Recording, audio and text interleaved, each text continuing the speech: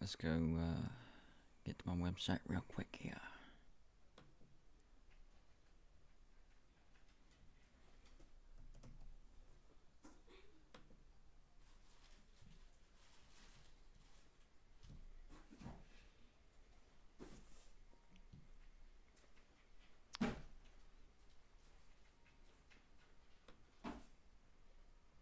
There we go.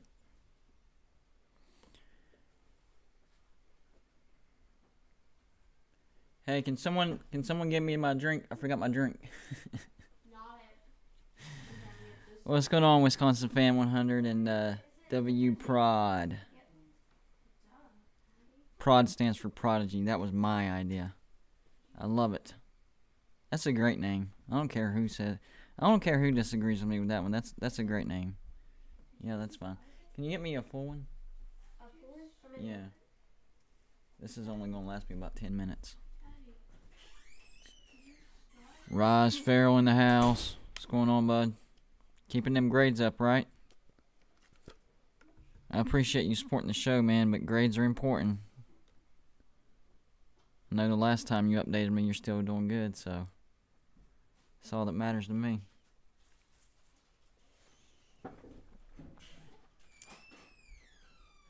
Yeah, the first round conference games are usually pretty early during the day because they're trying to get as many games in as possible. So it's the luck of the draw, and usually the higher seeds get those later slots. So it is what it is.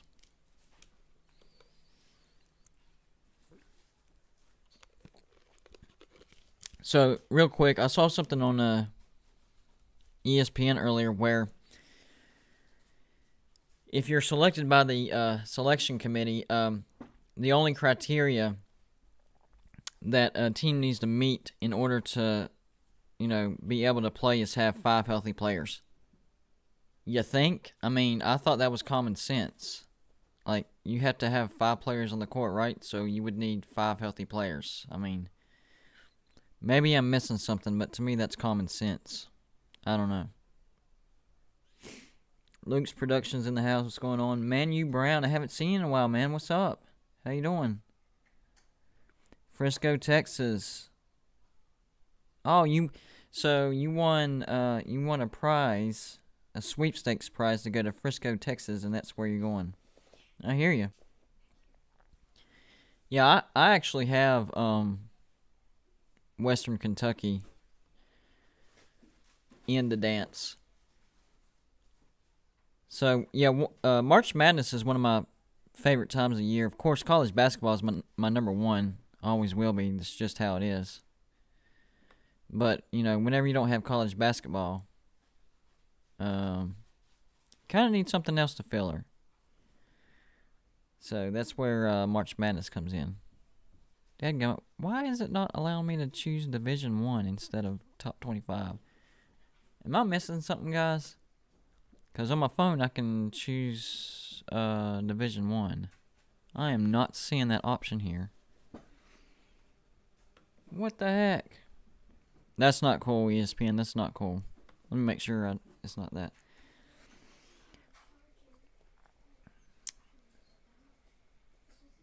Yeah, I mean, common sense, you have 5 healthy players. Takes 5 people to take the court. To me, that's common sense. I mean, seriously. I don't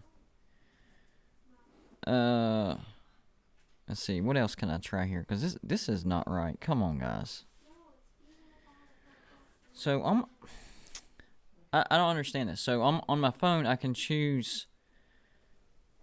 Alright, so on my phone I can choose the filters as far as what scores I want to look at. I can choose, if I want to look at every stinking score, then I can choose Division 1. But on my laptop, I'm only seeing scores for the top 25. I'm not seeing the daggum field. Oh, I see it on the right side. Before y'all say anything, I see it. There we go. I see it. We got this. Here we go. Live updates. Oh, yeah, what about Duke? They're staying alive. You know what?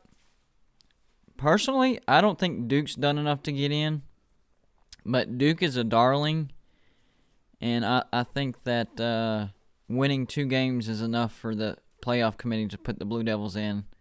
I hate to say it, guys. I think Duke's in. I wouldn't agree with it. I don't like it, but I think that the playoff committee only wanted them to win a couple games in the ACC tournament. I think they're in. And their streak of 26 consecutive NCAA tournament appearances will continue. I really yeah, I finally saw it. I think it's my studio lighting. There's a glare. I don't see some of the stuff that I see on my phone.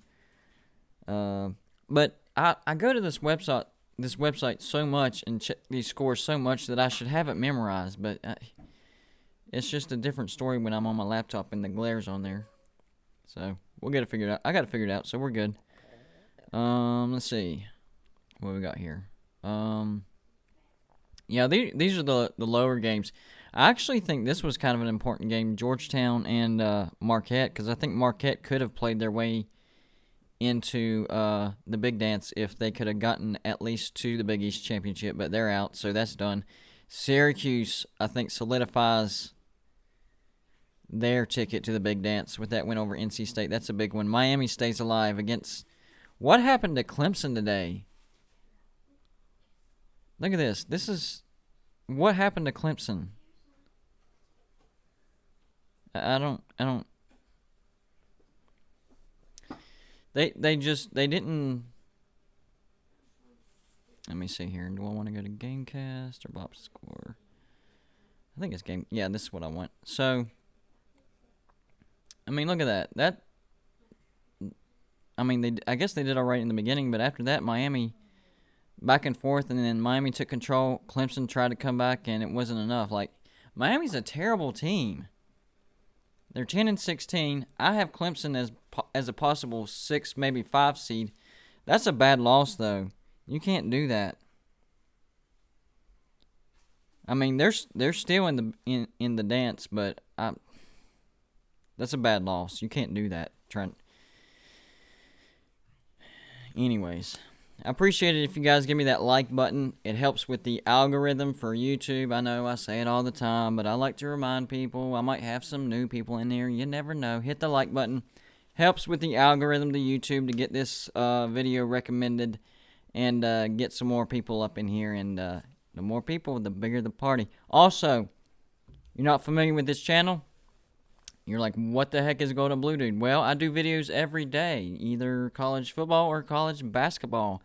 Even in the off season, I try to slip some good college football videos in there. But you know, March Madness, I am a little basketball heavy. I have to admit that I am a little basketball heavy when March Madness rolls around. But I do still squeeze in some college football videos. So hit the subscribe button. We just reached 1,000 subscribers on Sunday, I believe.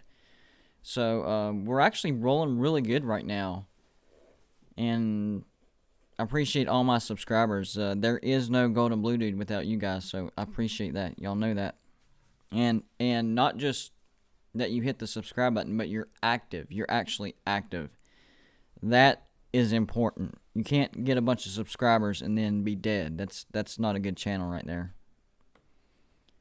So yeah, I don't know what happened to Clemson. I just thought it was crazy. I know I talked about this earlier, but it was crazy that ESPN actually had to put out an article saying that pretty much the only requirement is to have 5 healthy people. When I read that, I was like, duh.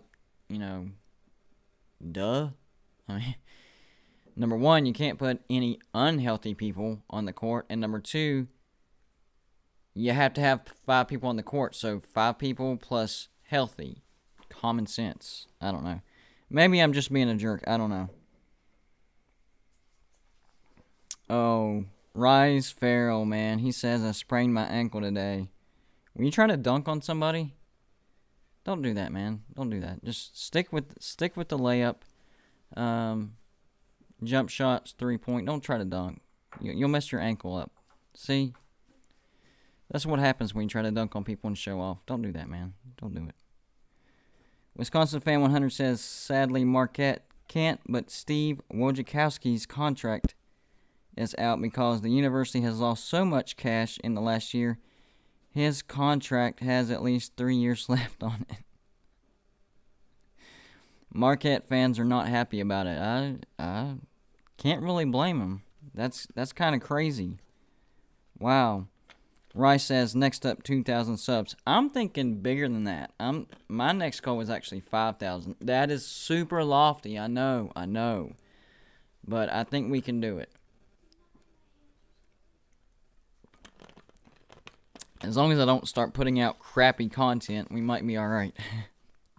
You never know. I might just start sucking all of a sudden for no reason. Running out of material. No, I've already proven that's not going to happen. That was how this whole thing happened was, well, it was my brothers and I that started this. We actually started in my parents' house in my brother's bedroom. So if you go back on the channel and scroll all the way down to the very first video, that's actually in my brother's bedroom. And then we moved the studio to the basement. Did that for about, I don't know, a couple months. Maybe 3 or 4 months, something like that. And then moved it over to the other house, and then we finally moved into this house. And whenever we moved into this house, that's whenever I switched over to unlimited data on my phone bill. That's what started all this. So my brothers, first of all, they dared me and said, ain't no way you can do quality videos every day. I'm like, I go on ESPN every day. I know I can find something. Story, score, something. It doesn't have to be football all the time. But even if I narrowed it down to just football, you could still do it with football. So that was the dare, and then I switched over to unlimited data. That way I could upload on a daily basis, on a consistent basis, because a lot of people don't know this. If you don't have super good Wi-Fi, you're not going to be able to post a video every day, because the Wi-Fi that I had, it took me 8 hours to upload. And that's just not a good time frame, because you need time to write, shoot, edit, all that stuff. And by the time you do that, and then it takes 8 hours to upload, you're looking at what, 3 o'clock in the morning?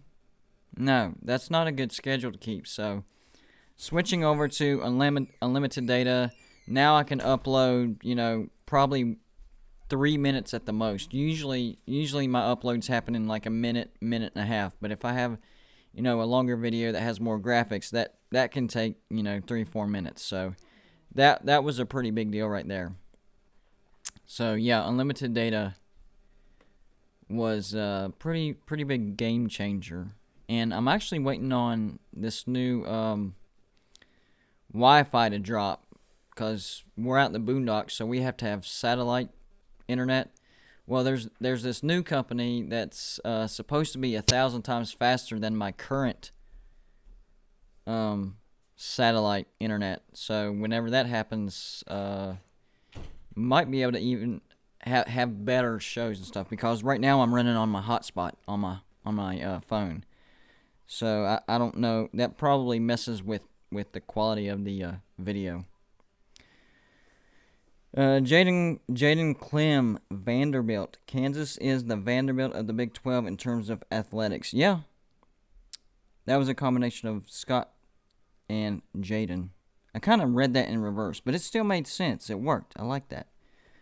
Scott also says it will be a good game tomorrow between Oklahoma State and West Virginia. Yeah, it will, but if West Virginia don't learn how to help on defense, get to the ball faster whenever there's ball movement, kind of basic stuff, it's not going to be good. It's not going to be good. So, West Virginia has got to learn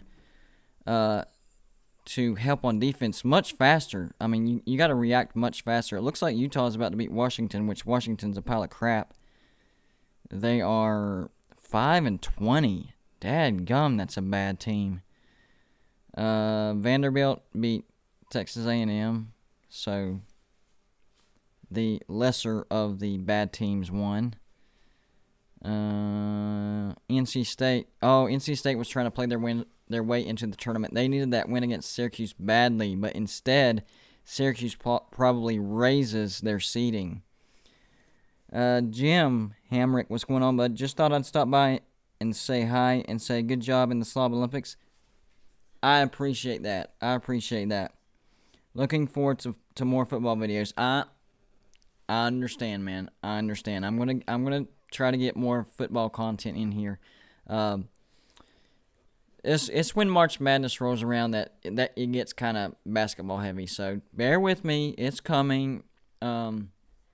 If you were with the channel last year during the summer, once March Madness passes, that's when I start doing my season predictions. And last year I got in probably 50 teams. This year I'm going to try to get all 130. So I'm going to have it planned out to where one team per day over a stretch of 130 days. You know, each team season prediction, what I think their record will be, maybe what bowl I think they'll go to, who I think they'll beat, who I think they'll lose to, stuff like that. So I think that's going to be a great thing. And it works out really good because if you think about it, sports YouTubers, one of their biggest problems is the off-season.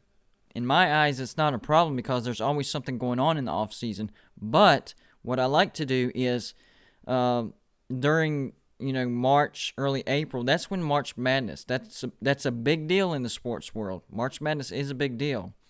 So I do get a little heavy in the basketball during March Madness, but that allows me to be able to keep my season predictions in this sort of slot instead of a season prediction over here and then 3 days later a season prediction over there. Now I'll be able to have a slot to where I'll be consistently on a day-by-day basis, from one team to the next team to the next team to the next team. It sounds like a tall order, but it's really not. It's very doable. I can do it, and I'm going to do it. All 130 teams. I don't know how right I'm going to be, but I'll try to make as much sense as possible. How about that? That's the best I can promise. Sorry, guys. That's the best I can promise. So, really, the only good game left might be, let's see. Well, I would say Iowa State and Oklahoma, but I don't know. Iowa State's 2-21. I just don't know about that. I do think they're a good team, though. If any terrible looking team could pull it off, it would be Iowa State because, man, they play teams tough. Let me check out Monday real quick, see what's going on tomorrow. I think, not Monday, dadgummit. 10th, so I need to go to 11th. I don't know why I skipped a Monday. Because I believe, West Virginia, Oklahoma State, that's going to be a big game.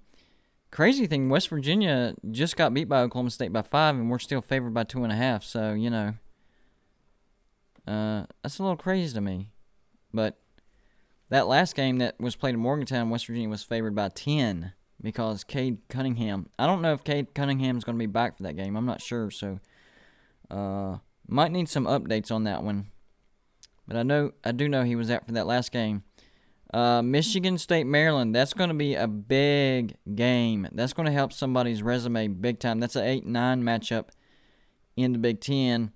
Michigan State needs, I think Michigan State, one more win. They're in Maryland, one more. This might be a play-in game for the Big Dance. I'm telling you, that right there could be a play-in game. Georgetown, Villanova, don't care. Syracuse could bump theirs. Mississippi State and Kentucky will be playing for their tournament lives. I think Kentucky's another team that could put together a hot streak. Now, they have to win the SEC tournament to get in the Big Dance, but I think Kentucky is one of those teams that can put together a hot streak and pull it off. They definitely have the recruits. They've just had issues this year, so if they can somehow get together a streak going, they can make it happen. Minnesota's pile of trash. I know they won, but dadgum, they stink. They used to be good earlier in the season, so that doesn't make sense. Miami's going to try to continue their Cinderella story. I don't know. Georgia Tech's really good. I'll take Georgia Tech by 10. Seton Hall, St. John's, that's another important game. Seton Hall needs some major help to get into the big dance. I think St. John's is okay, but they could still use a win to solidify their place. Let's see. Oregon State. That could be a good game. UCLA, I have them firmly in, of course. Oregon State, they might play with their pants on fire because they need, I'm pretty sure they need to win the whole Pac-12 tournament to get in. Butler, they stink. Creighton should wipe the floor with them. Duke, Florida State. Duke just keeps surviving. They beat Pitt, and then today they beat Louisville. But somebody knew something because Duke was actually favored by 2.5 before that game. So I don't know. That just seems weird to me. But Duke does pull it off. Honestly, I think the selection, that was enough. You know, Duke's clout, the streak. They're above 500. They're 9-9. They're at 500 in the ACC. I think for the selection committee, that's going to be enough. I think Duke's in. I don't agree with it. I don't like it. But it's Duke, and you know how the committee is. They love Duke. We have UTSA against Western Kentucky. That's your boys, Man U. I have them winning that game, but that's gonna be a good game.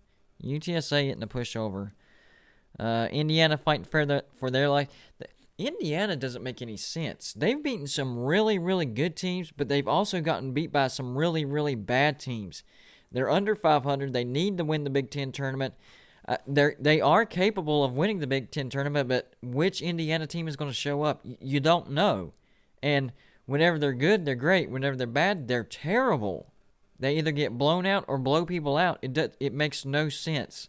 So if the good Indiana shows up tomorrow, then they're fine. If the bad Indiana shows up, then they're going to look bad. They will get blown out of the arena. So,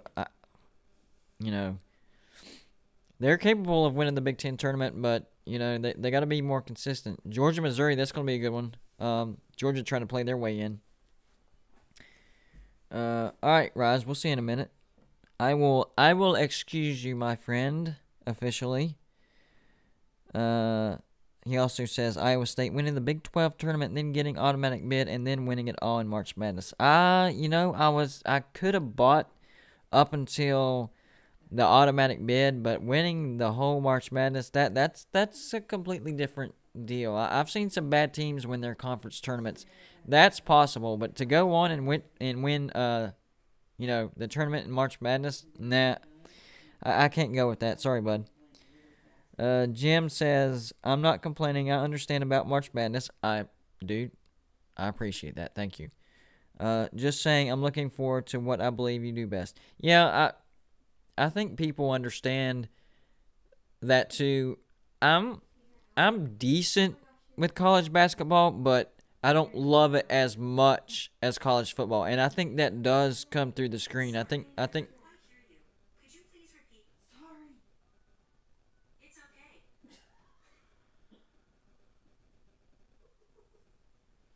This is what happens when you try to do a live show with 3 of your other family members in the same room. You tell them, I need you to be quiet. Well, they forget about halfway through the show. So, yeah. And apparently one of their phones decided to get involved. Can't edit that out. So, who else is in the house? Oh, David says, I'm saying it wrong. Reese. Why is he not correcting me? I've been saying Rice this whole time. Reese. Dadgummit, dude. I wanted to say it right.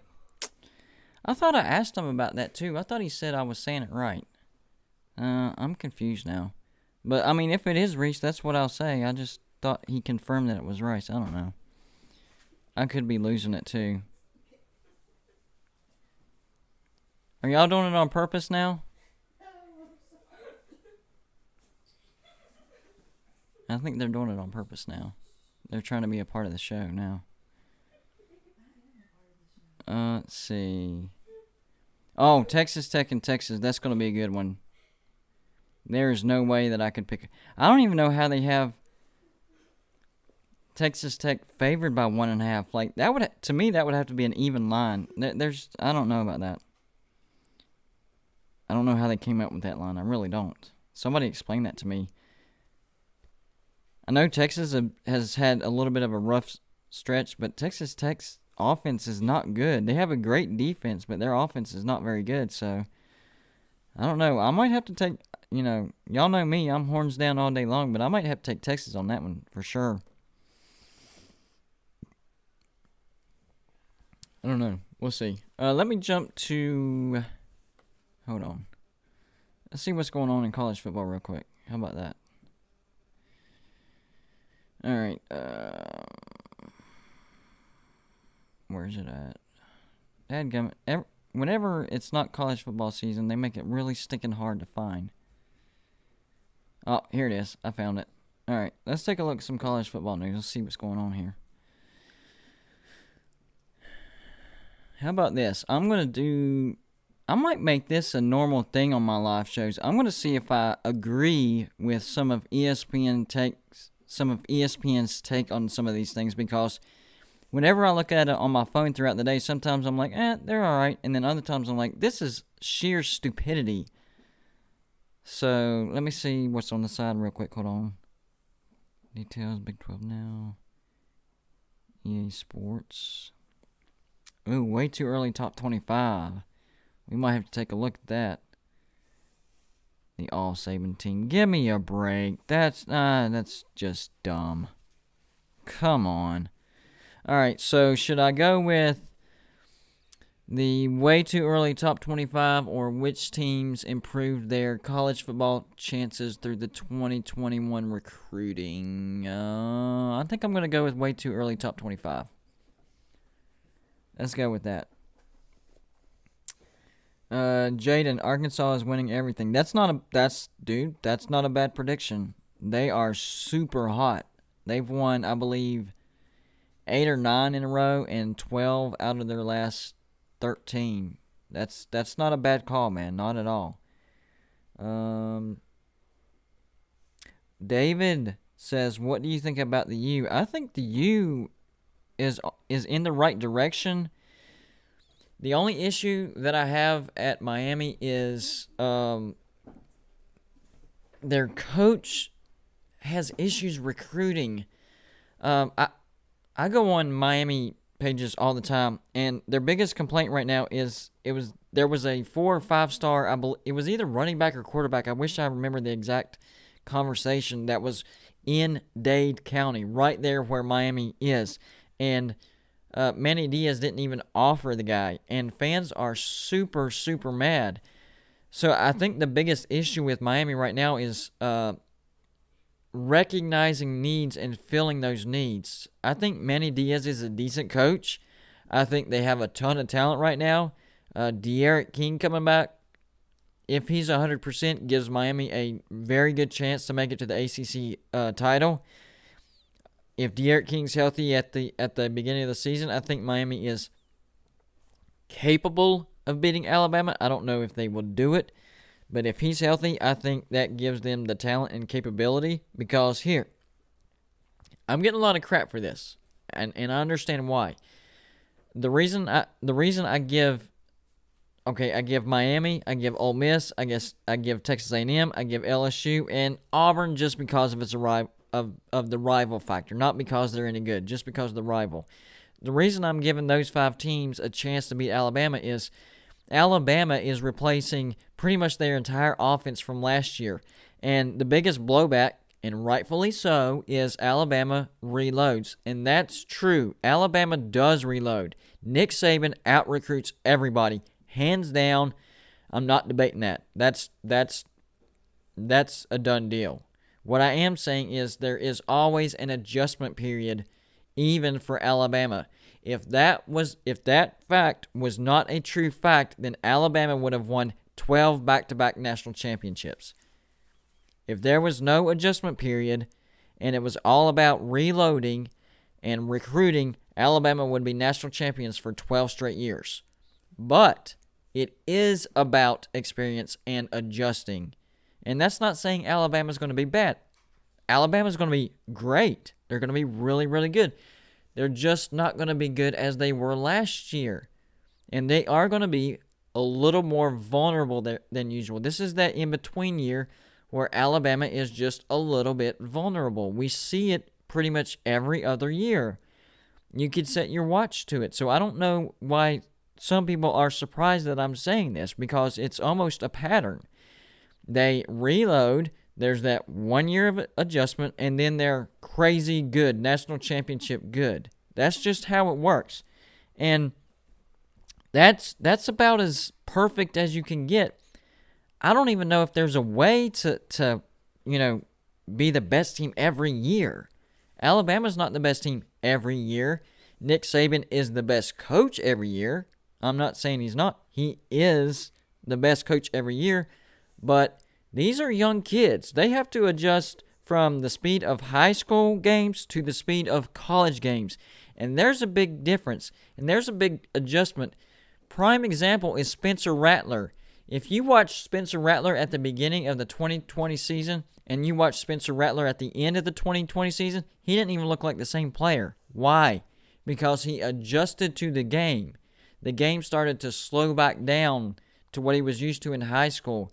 There's a big speed adjustment from the high school level to the college level, and they can't adjust to that right away. It does take time. So I think when we watch Alabama at the beginning of the season and Alabama at the end of the season, it's going to be two completely different teams, and we'll really start to see Alabama's wheels start rolling again at the end of the season. And by the end of the season, we're going to be saying Alabama's going to be the 2022 national champs. There ain't nobody going to stop them. But at the beginning of the year, they're going to look a little more vulnerable. That's why I give the teams of Miami, Ole Miss, and Texas A&M and LSU a chance. I only say Auburn because they're a rival, and crazy things do happen in Jordan-Hare. I mean, they do. So it's not really a serious, thing saying that Auburn can beat them. It's more of a rival thing, and crazy things happen in Jordan-Hare. But the other four teams, I do think have a legitimate shot. They're recruiting well. They didn't lose a lot. I think Texas A&M is a little more shakier than the other three teams, but we'll see a major difference between the Alabama at the beginning of the season and Alabama at the end of the season. So if you're a team in the SEC West, you want to play Alabama at the beginning because, they lost their entire offense. And if you go back and look at statistics, especially in the past 5 years, offense is where it's at, guys. I mean, you can't have a terrible defense. I'm not saying that, but I'm saying you have to have an elite offense to make the playoffs. Case in point, last year, 3 out of the 4 teams that made it into the playoffs had a top 10 offense. The one team that made it into the playoffs that did not have a top 10 offense was Notre Dame, and it looked like they just didn't belong. Now, on the other side, none of the playoff teams had a top 10 defense. Now, if you had, top 15 defense, top 18 defense, close, but not a top 10. But 3 out of the 4, top 10 offense. So offense is where it's at these days. That's just how the game has evolved. And I think Alabama will have a great defense. Most of those guys will be back. But having to replace all those guys, all those elite guys, quarterback Mike Jones had a historical season. Najee Harris, amazing running back. Jalen Waddle, he was the Heisman Trophy favorite at the beginning of the year. And then Devontae Smith, who won the Heisman. All those guys are gone. And a lot of their offensive line is gone. So there's no way that I can sit here and say that Alabama won't miss a beat. Because, you can literally go back and look at season by season. Whenever they lose a ton of talent, there's adjustment. Alabama actually does lose a little bit of a beat. The question is, who can take advantage of it? The question is it going to happen? It's going to happen. It's human nature. I don't care if they're 5 stars. They're great athletes, yes, but they're also human beings. It will take time to adjust from the high school speed to the college speed. That's going to happen. The only question is, who will take advantage? Can somebody take advantage? I think they can. I think there's a small window, and those are the 4 teams. Reese says Bama will be in the playoffs but won't win a game in the playoffs. I like that prediction, actually. I think that's the one I'm going to go along with, too. I was close to saying they weren't going to make the playoffs, but I think Alabama can win one game and make it. But they would still have to win the SEC championship game, and Georgia's going to be really, really good, but at the same time, it's going to be at the end of the year. Maybe their offense has adjusted by the end of the year. So I think saying Alabama gets to the playoffs and doesn't win, a single game is fair. I would definitely rule out winning the national championship and going to the national championship. So I guess 3 predictions, 3 scenarios really pop out with me as far as Alabama in 2021. The first one is, grab a loss during the regular season and then lose to Georgia in the SEC championship and barely, and I mean just barely, miss the playoffs. That sounds like it could happen. The second one would be either go undefeated during the regular season and then lose to Georgia in the SEC championship, get to the playoffs, lose your first game, or lose a game during the regular season, beat Georgia in the SEC, and win, and still lose the game in the playoffs. So there's not a lot of wiggle room. It's either they lose one game during the regular season and beat Georgia, get in, go undefeated during the regular season, lose to Georgia, still get in, or lose one regular season and lose to Georgia. One of those 3 scenarios is going to happen. I just don't see Alabama going undefeated. I don't think that's going to be a scenario that's going to be doable. So the question is, will they grab a loss in the regular season? And then how are they going to do against Georgia? Because I do think Georgia has a really good shot at going undefeated. That first game against Clemson, it's going to be tough, but Clemson is replacing a lot. I think they're fine at quarterback, DJ Ncaa. That's not what I'm worried about for Clemson. What I'm worried about is Amari Rodgers being gone. I'm worried about, Travis Etienne being gone. I'm worried about some of their offensive linemen being gone, stuff like that. And Miami's offense is pretty much, their entire offense is coming back. The only guy that they lost of importance was their tight end, Brevin Jordan. But on the flip side, I'm thinking Miami. Dadgummit, they're playing Georgia. Georgia returns everybody. They return quarterback JT Daniels. If you watch Stetson Bennett, Georgia, and you watch JT Daniels, Georgia, they looked completely different. They get all their wide receivers back. Curious Jackson, Dominic Blaylock, he's going to be back. Jermaine Burton, tight end Darnell Washington, Zamir White, their running back, he's going to be back. I mean, they're going to be loaded. So they are more than capable of going undefeated. It's just, can they win the mental game against Clemson? That's the thing about Georgia that worries me. They have the talent, but I don't know if it's the players or the coach or what it is, but they are not good at the mental game. They are not mentally tough. Having said that, I think JT Daniels is mentally tough. I think we saw that last year. I think we saw that in the Peach Bowl with the comeback against Cincinnati. So if anybody can do it, I think JT Daniels is the guy to do it. Wisconsin Fan 100 says, quiz question, what is West Virginia's NCAA tournament record all time? Somebody look that up because I have no idea. Oh, good Lord. I have no idea. Somebody look that up and post it on here because I have no idea. Jaden says, Arkansas top 25 in football. I think they're going to be right on the fringe. I think Arkansas is going to be much better. The problem is their schedule doesn't set up to where they can win enough games in a row to get a top 25 ranking. I think Arkansas will go to a bowl, no problem. Maybe a 7-5 or 8-4 record, but I don't think there's a long enough winning streak in their schedule to make it into the top 25, if that makes any sense. Because the weird thing is, if you don't start in the top 25, or you're well below the top 25, which probably Arkansas will start, probably in the 50s or 60s, if you don't put together a good, 4 or 5 game winning streak, you're not sniffing the top 25. So that would be my only concern with Arkansas. I'm not saying they're not going to be a top 25 caliber team. They could be. They're going to be much better. I really like that defense coming back, but I just don't think their schedule will allow Arkansas to be able to gain a top 25 ranking in 2021. But I do think Arkansas has a bright future in football. I really do. 100%. Okay, Reese says Bama will be in the playoffs. Okay, I already read that. Dadgummit. Hold on real quick. I like this comment. This is exactly the way I'm thinking. Good. Listen to this, guys. This is how my brain is working too. Alabama 2021 season will be like the LSU 2020 season. But Alabama won't take as big of a step back as LSU. 100% agree with that.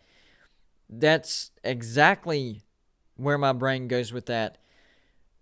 Because Alabama is Alabama. So people are taking it, whenever I say they're taking a step back, oh, you're saying Alabama's going to be better. No, I'm not. I'm just saying they were so great last year and they lost so much.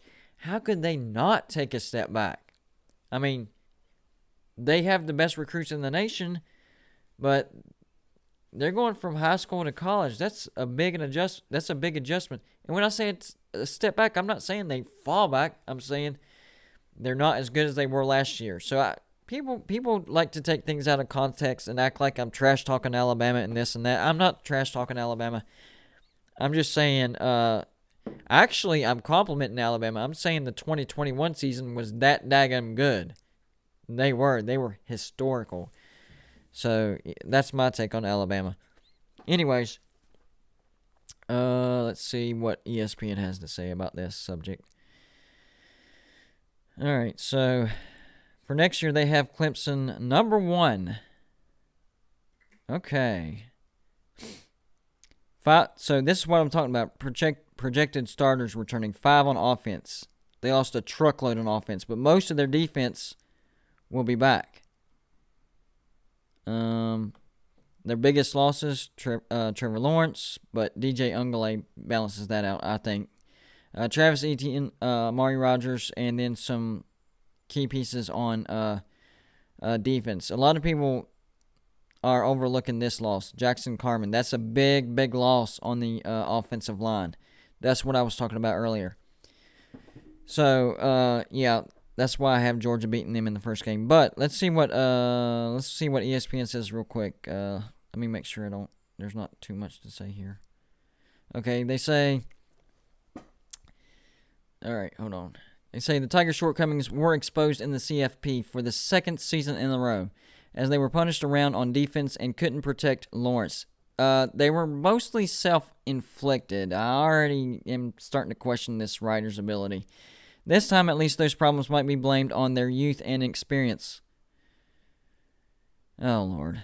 A potential number 1 pick in the NFL draft, Lawrence, as well as Etienne, will be remembered as one of the best players in school history. Rodgers on the perimeter is another big loss. Yes, we know that. The good news is Clemson has more than capable quarterback in waiting. Freshman DJ Ncaa, who threw for 781 yards with 4 touchdowns and no interceptions in the 2 games when Lawrence was sidelined because of COVID. Star wide receiver Justin Ross might be back. Actually, he is coming back. He announced that. Along with Joseph Ncaa. There isn't an obvious successor at tailback. That's the biggest question that I've had for Clemson. That running game is going to take a step back, I'm telling you. So that will be the focus in the spring. 3 starting offensive linemen are expected to be back. Yeah, but that offensive tackle, Carman, that's a big loss. But after that Georgia loss, I think Clemson will go undefeated the rest of the season and win the ACC. The defense was pretty young in 2020 and should only get better. You look at the Notre Dame game. I mean, they missed two of their key players, and they still played okay, but that's how Notre Dame beat them. Once they got those two leaders back, Clemson's defense actually looked really good. That's not a concern I have for Clemson at all. I don't know. This writer's kind of getting on my nerves. Clemson has the clearest path to the CFP. I don't agree with that either. Especially with Notre Dame heading back out of the ACC. The Tigers open the season against Georgia. You just contradicted yourself. You said Clemson has the clearest path to the college football playoff, and the Tigers open the season with Georgia. I mean, maybe between their first game of Georgia and the ACC championship against possibly North Carolina and Miami, that path right there might be the clearest. But those two bookends, those are some pretty big games. That's not super, super clear. They could lose to either or. So, they say, especially with Notre Dame heading back out of the ACC, which Notre Dame's losing a ton. I expect them to have 3 losses. The Tigers open the season against Georgia and Charlotte, North Carolina, and the winner will be number 1 in the polls after week 1. Y'all, and it's going to be Georgia, by the way. Hokie for life. That's what I'm saying. Clemson is going to fall off. But when we say Clemson is going to fall off, we're not saying like off a cliff. We're just saying Georgia returns a ton. Clemson is going to be inexperienced on offense. That's going to be a loss. And then after that, they'll probably win, 10, 11 straight games, get to the ACC championship, probably beat North Carolina, and get to the playoffs. So it's not like we're, I don't know. People like to take your words and just run with them. All right, so for Alabama, projected returning starters on offense, only 4. 9 on defense. Yes, they're going to have a good defense. Look at all the losses listed here, guys. Quarterback Mac Jones, running back Najee Harris, Devontae Smith, Jalen Waddle, Alex Leatherwood, Landon Dickerson, Devontae Brown, Dylan Moses, Patrick Surtain, and Miller Forstall. That's a ton. And I know they're going to reload like the key additions right here. But that's experience that's leaving, not just talent. ESPN's outlook. The Crimson Tide are more than likely going to lose a slew of players to the NFL draft. Yeah. Including potential first-rounders Jones, Smith, Waddle, Surtain, and Harris. Perhaps no program has assembled as much talent as Alabama. However, Coach Nick Saban has capable replacements ready to go. I'm not questioning that at all. He recruits well. They will be capable. I know. But here it is. Here's the key right here. They're about to say it. Still, Alabama is losing a lot of experience and their offensive coordinator, Steve Sarkisian. That is a big deal. And that's why I have Alabama losing 1 game. Outside chance of 2, but 1 game in 2021. And yes, that is a step back from 2020. It's not calling Alabama terrible. It's not saying they're falling off a cliff. It's just saying they're going to have an adjustment year and they're going to take a small step back. Take a deep breath, Crimson Tide fans. You're going to be all right. You'll probably win the national championship in 2022. Be satisfied with a national championship every other year. I mean, that's still great. Nobody can say that, not even Clemson, and Clemson's pretty stinking good. So, back up from the ledge and be okay with not being great for 1 year. I know it's tough when you have Nick Saban and you recruit the way you recruit, but I mean, if you're old enough, think back like 15, 20 years. You've been through some rough years. I think, having to endure 1 entire season without a national championship, I think you're going to make it, okay? I think you're going to make it.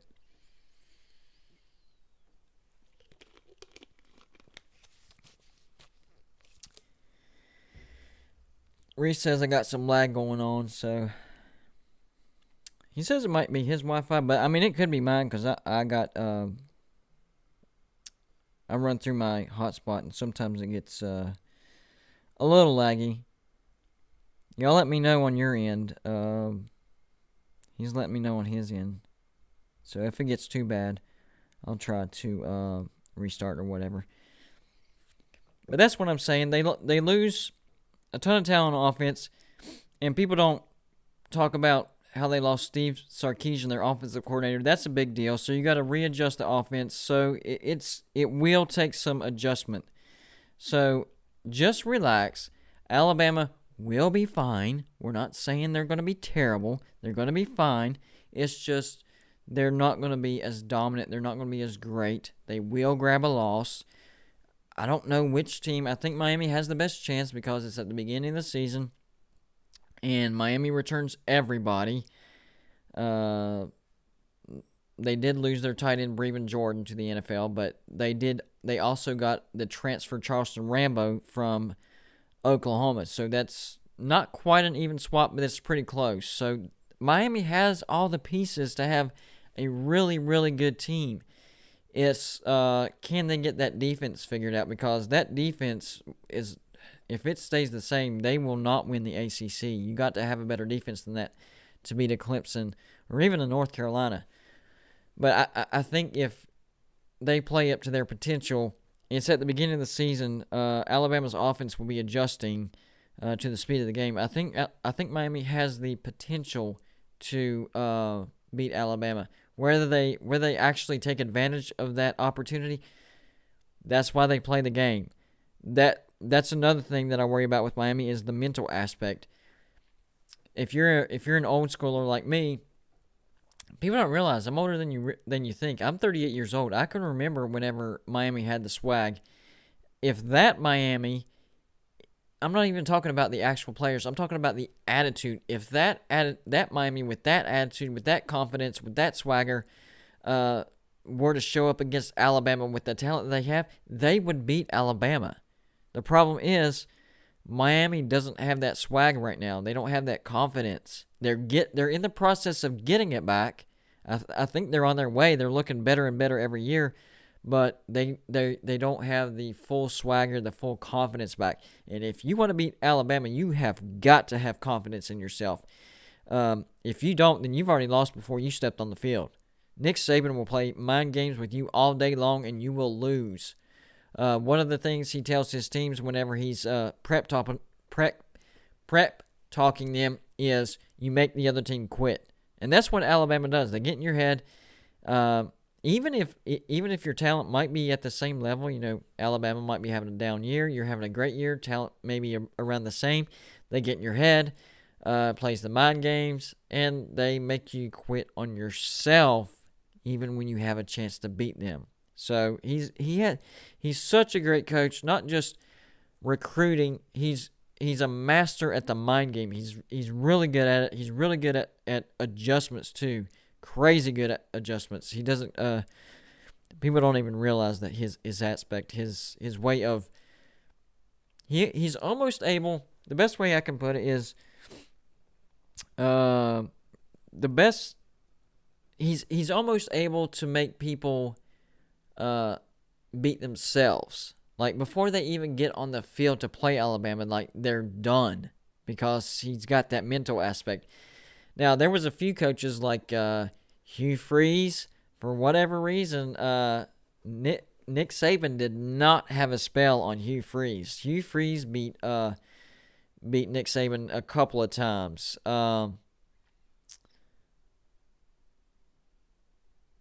Who was the other guy? Gus Malzahn. Duh. Gus Malzahn beat Saban a couple times, and that's not saying that Gus Malzahn is a good coach because he's not. Yeah, you heard me, flat out saying it. Gus Malzahn is not a good coach. He's not. But he did beat Saban a couple times. But one of those was with a miracle and not his guys, and the other times was whenever Alabama was down. So it wasn't because Malzahn is a good coach. He was just able to capitalize on some, less than stellar teams by Alabama. So, yeah. David says, "Damn man, wish you were another Miami YouTuber." That's one of my. People don't realize whenever you're watching YouTube or whenever you're starting a YouTube channel, there's some bottlenecks you have to get through. Eyeballs, like actually getting your name out there, that's a bottleneck because you can make the best content ever. Let's say you're a great creator. Well, if nobody sees it, it doesn't matter. So you got to learn creative ways to promote it. Like I'm a member of over 200 sports Facebook groups, Twitter, Instagram, all that stuff. So that's one bottleneck you have to eliminate. You make great content, nobody can see it, it's useless. So you make the good context, and you promote it and promote it and promote it and promote it. Content, that's the word I was thinking of. Content. Why I couldn't think of that, I don't know. Good content, no eyeballs means no channel. You need eyeballs. So that's one bottleneck that you have to get through. One big bottleneck for me is actually the fan base that I represent. Being a West Virginia fan, I guess I should have realized it whenever I started out, but I kind of didn't. But being a West Virginia fan is actually a really big disadvantage whenever you're trying to start a YouTube channel. Well, first off, right off the bat, you get, stereotype, this and that, labeled, a bunch of crazy stuff. Y'all know, whenever somebody says West Virginia to you, that's where your head goes. So you have that, and then the next thing is West Virginia hasn't been all that successful. Well, they have the best record of all time for a team that's never won a national championship. But other than that, West Virginia's never won a national championship or anything like that. So that's another bottleneck that I had to get through because they're like, "Well, you're a West Virginia fan. You don't, you're dumb. Your team's no good. What, why do I care what you say?" Well, I mean, I'm not saying you should care about what I'm saying, but I do know what I'm talking about. My fandom has nothing to do. If you want to call me an idiot, call me an idiot because I'm an idiot. Don't call me an idiot because I'm a West Virginia fan. The two have nothing to do with each other. But the cool thing is, hold on, I got to show you guys this. So I've been talking about the slobs, right? And y'all know I went to the slobs. Well, now I have, let me find it. There it is. So one of the competitions at the Slob Olympics was the IQ test. We all took it. Out of 18 individuals, I got second place. That was my score, a 142. So that was one thing that I really, really wanted to do well on because of the whole being labeled. Since I'm a West Virginia fan, I get automatically labeled that I'm an idiot and I don't know what I'm talking about and inbred and all that stuff. So I have proof that I'm not a dumbass. So you can call me inbred, you can call me a stupid West Virginia fan, you can call me this, you can call me that.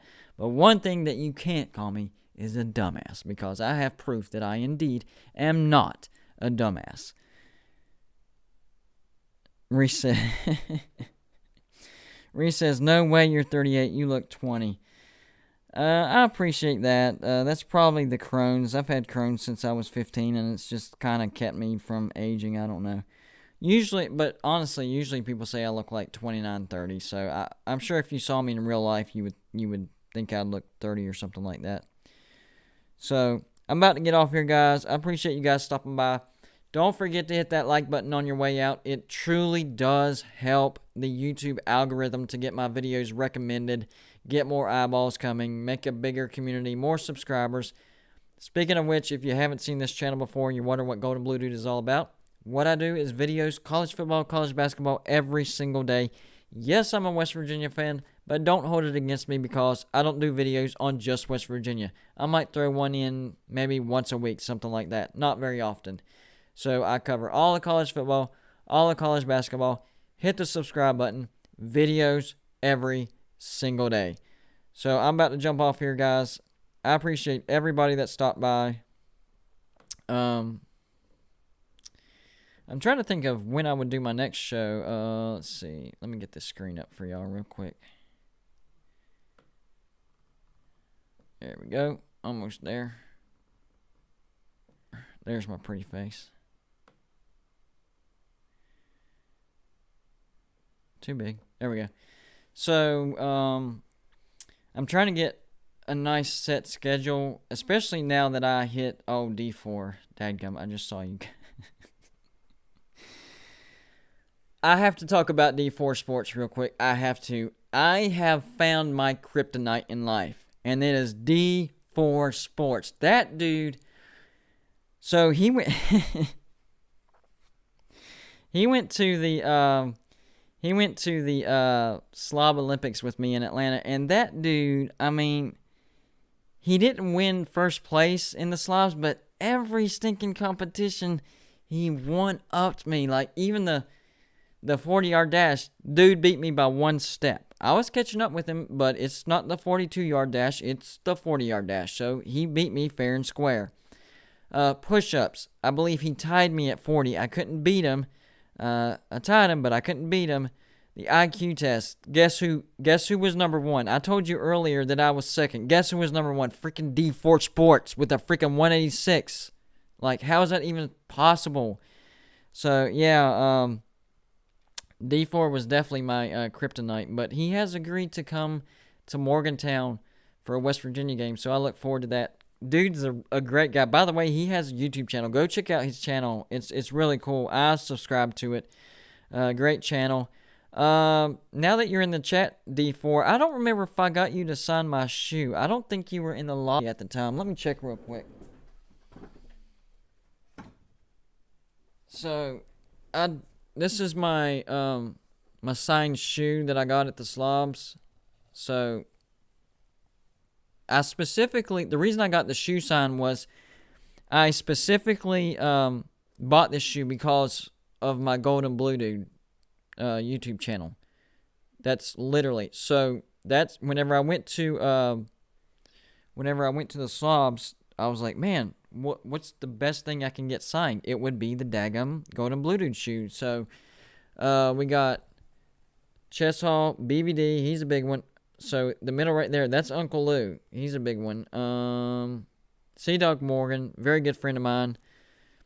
Big Dog Brett, he's the one that won. Mike Vick, great guy. Pigskin Pete on this side.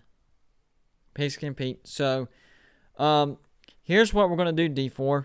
Whenever you, because I didn't see you. I didn't do it on purpose, I promise. I wanted to get everybody. Whenever you come to Morgantown to watch the West Virginia game, I'm going to bring this shoe, and I want you to sign it.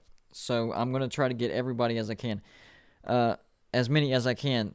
So, the real kicker in all this is, oh my gosh. D4 Sports is a Texas fan. So, I 100% let my state down. I let the West Virginia fan base down. I let a Texas fan beat me, but he did beat me fair and square. I'm not sure. What place did you get in the slobs, if you don't mind typing that out on here? I know I got 7th place. I figured you finished above me because you finished above me in pretty much all the events. I basically bombed at 2 events. The first one was cornhole.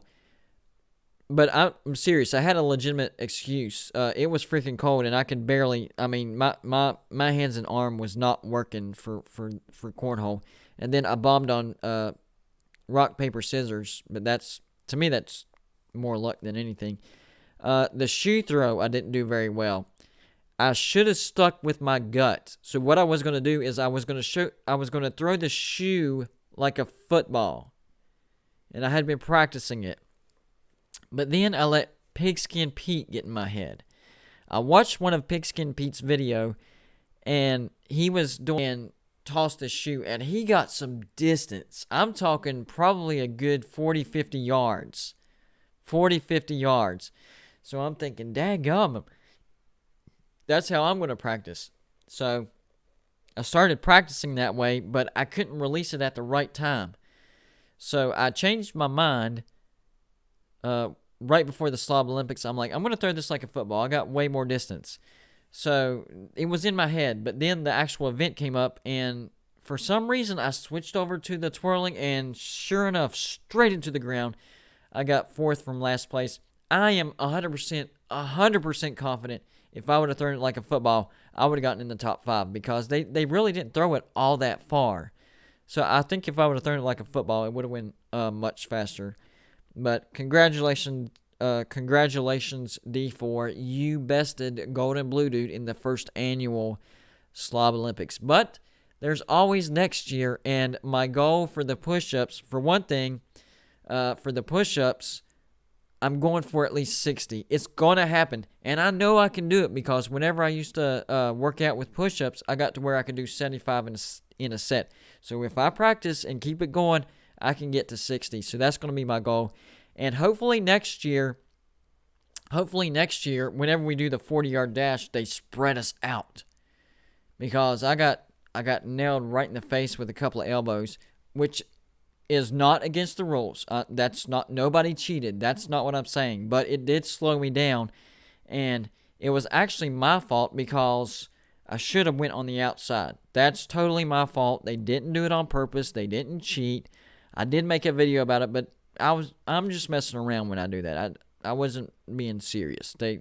Good guys. They would never do anything like that.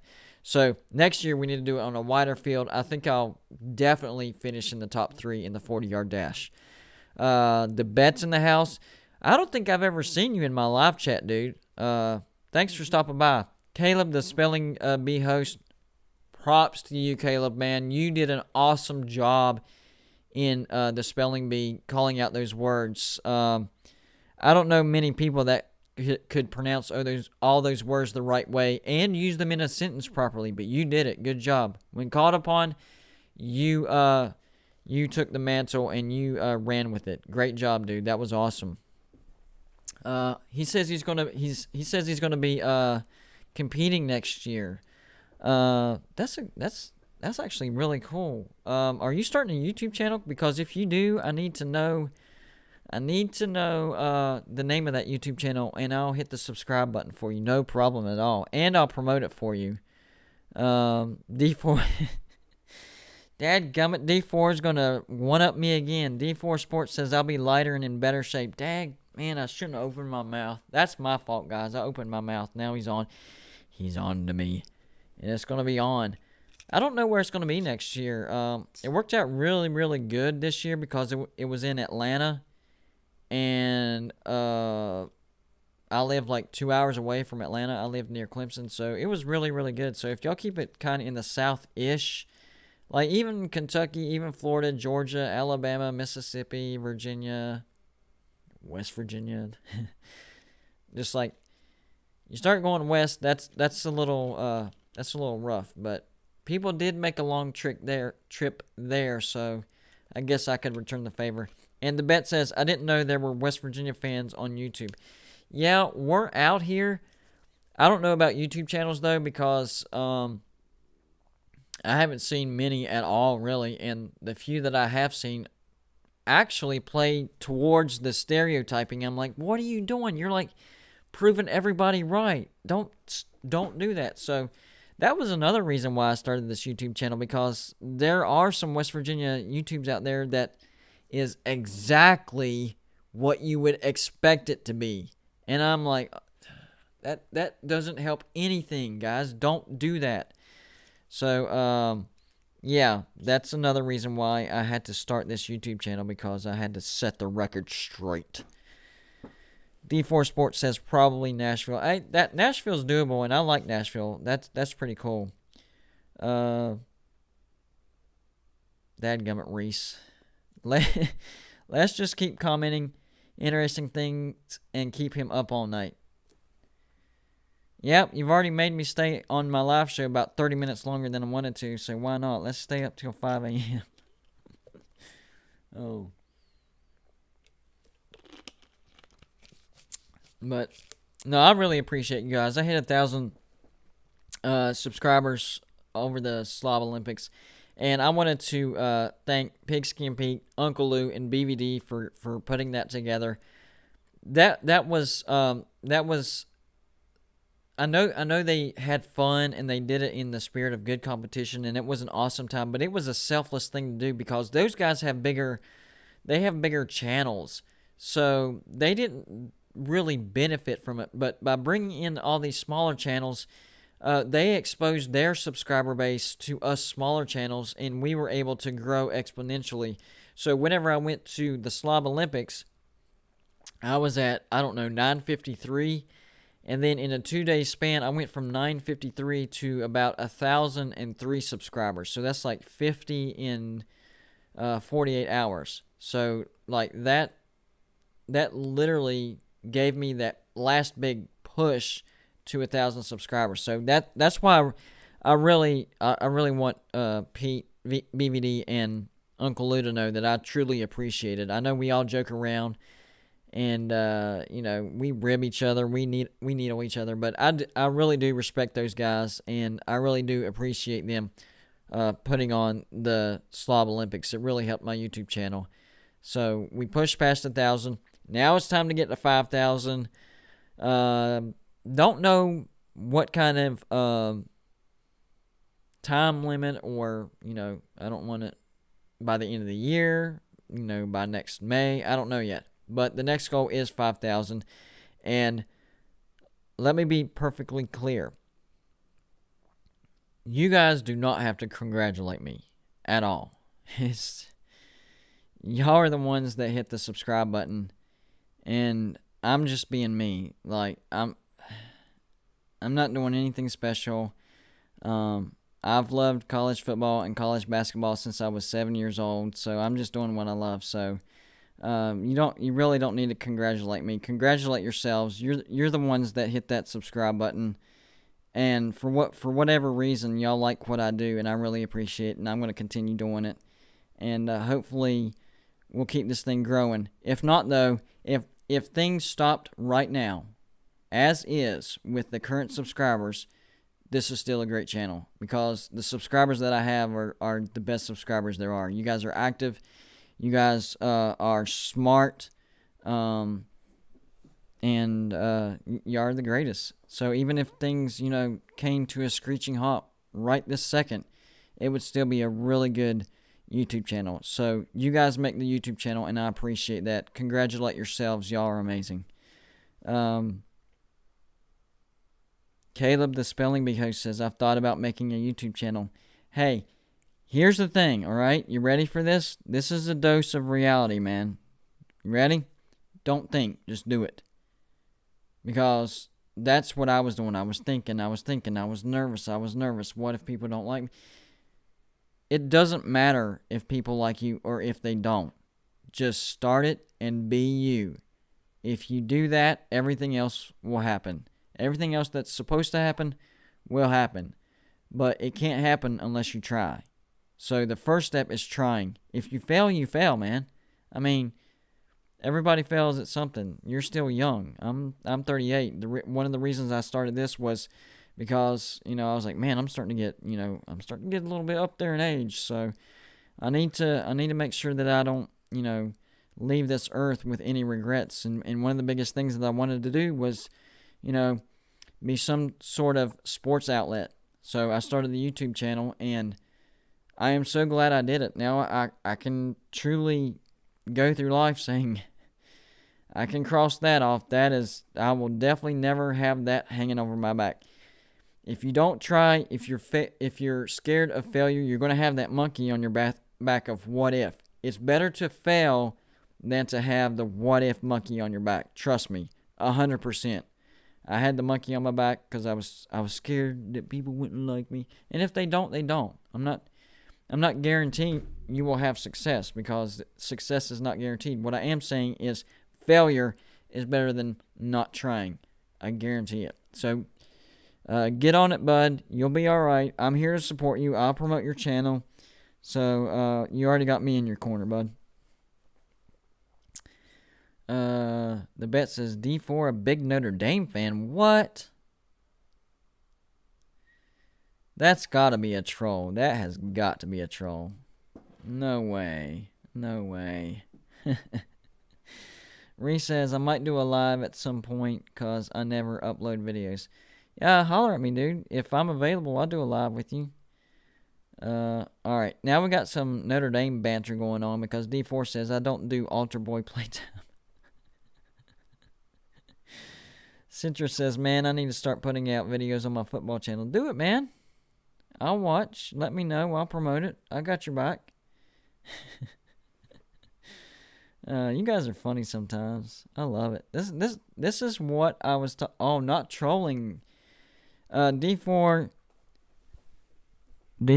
you really need to clear this up because I'm really wondering if you're a Notre Dame fan or not. I know you're a Texas fan, but are you a Notre Dame fan? We need to clear this up. Are you a Notre Dame fan?